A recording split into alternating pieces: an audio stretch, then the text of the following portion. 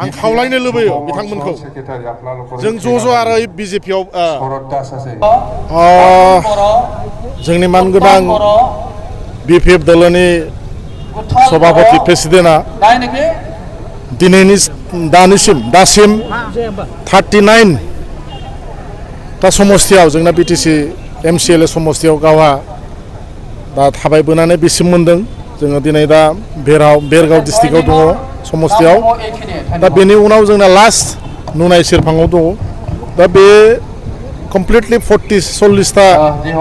समस्तियाव थाबायनाय जागोन जोंनि लक्ष्य उद्देश्यआ बेनो जोंनि बड'लेण्ड ओनसोलाव जोंनि बे इउपिपिएल सरकारा सोलायनायनि नामाव जाबायदि बिसोरो बिथांमोना राजनिति गेलेदों दा रायजोफ्राबो जाबायदि आसा आकांक्षा लानानै बिसोरखौ सापर्ट होनायमोन बिथांमोनखौ सापर्ट खालामनायमोन खिन्थु बेबायदि जेबो जों नुनो मोनाखै जायाखैबो आरो जाबायदि जोंनि बिपिएफ दोलोआव जोंनि सभायाव मानसिफोर उपस्थित थानायफ्रा बेनो प्रमान खालामदों दे सोलायनाया आसोल सोलायनाया दासो जामारगोन आरो निश्चित भाबे फैगौ जोंनि 2025 नि बिसायख'थियाव आरो खेबसेबाव जोंनि मानगोनां बिपिएफ दलनि आफादगिरि श्रीजुत हाग्रामा महिलारि बिथाङा बिटिसिनि चिफ बे जाखागोन बे फाइनालानो फ्राय जाखांबाय आरो दा सोलायनायनि नामाव प्रमद बर'आ बेसारा उफाय गैया गावा मोनसे टिभि इन्टारभिउआव गाव बुंनायमोन जे आङो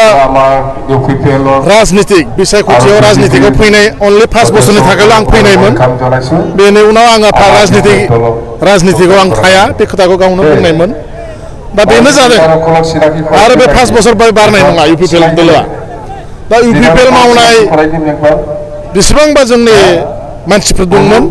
बिथांमोनखौ आं खावलायो दा सम फैदों बिपिएफनि नोंसोरमोना सोलायनानै नाम लानानै जे हिसाबै नोंसोरो इउपिपिएलआव थांनायमोन जाबायदि आसा आकांक्षा लानानै नोंथांमोना प्रमदनि आखाइ हमनायमोन दाथ' जेबो गैला आं खावलायनो लुबैयो बिथांमोनखौ जों ज' आरो बिजेपियाव बिपिएफ जोंनि राजनीतिक हान्जायाव फैनांगौ आरो जोंनि बिटिसिखौ गोख्रों माननीय हाग्रामा महिलारिनि आखाइखौ जोङो स्ट्रं बानायनांगोन बिथांखौ आरो खेबसेबाव जों चिफ बानायनांगोन मृत्युंजय नार्जारी एमसिएलए एक्सग्रेसिया मोननायनि खोथाया दा जाय बिटिआरनि एकर्डनि खोथाबो फैयो एक्सग्रेसिया मोननाय जोंनि एनडिएफबि बै समनि एनडिएफबि मावनाय जोंनि मानगोनां एनडिएफबि आफादाव थानाय जोंनि मानगोनां आदा फंबायमोन जेसेबांबा दंमोन बिथांमोना गावनि हारि आरो बड'लेण्डनि थाखाय जाबायदि जुजिनायमोन बे हिसाबै आसाम तथा भारत सरकारा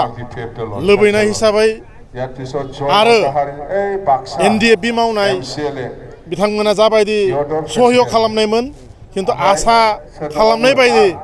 बिथांमोना जेबो दिनैनि समाव मोननो हायाखै बायदि जों नुदों आरो गावसोरबो आसा खालामदोंमोन जे प्रमद बर'आ बिथाङा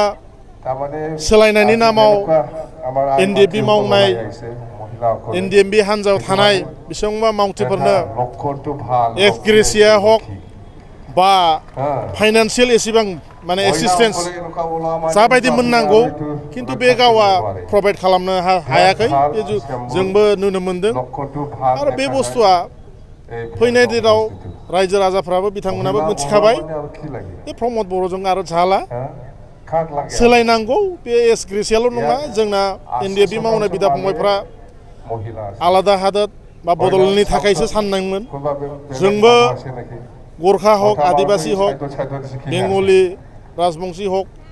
प्रप'ज बड'लेण्डआव जों थादोंमोन नालाय जोंबो सानदोंमोन दे नोंगौ बर'फ्राबो सेपारेट